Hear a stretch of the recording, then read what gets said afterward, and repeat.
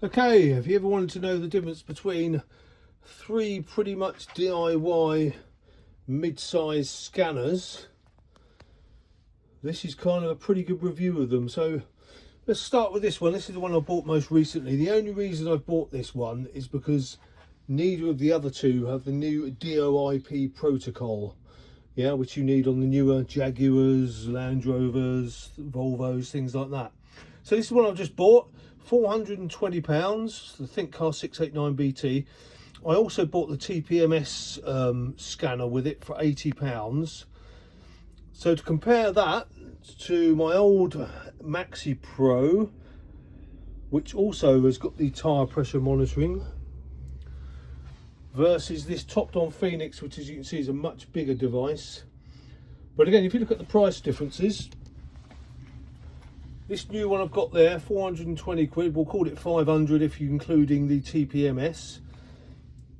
That was £900 about 4 years ago.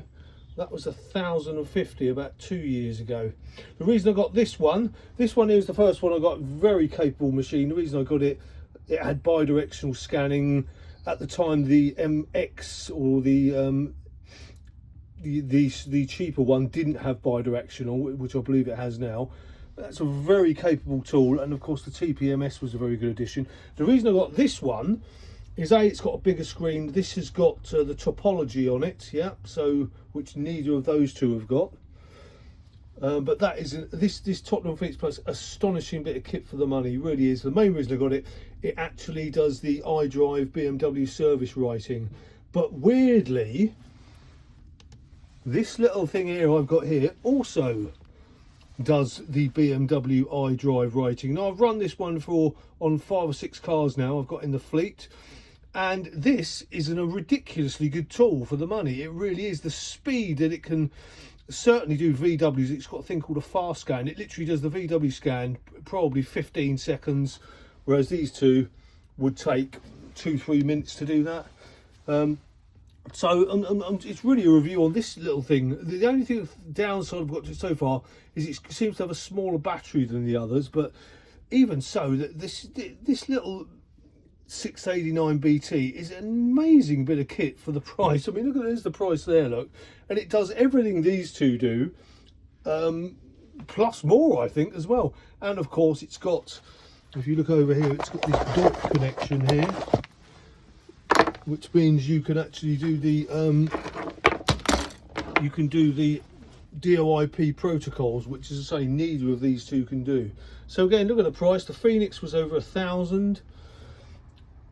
The MP808, the newer version of this, which I nearly got, it's called the MP900. That was about 850 quid.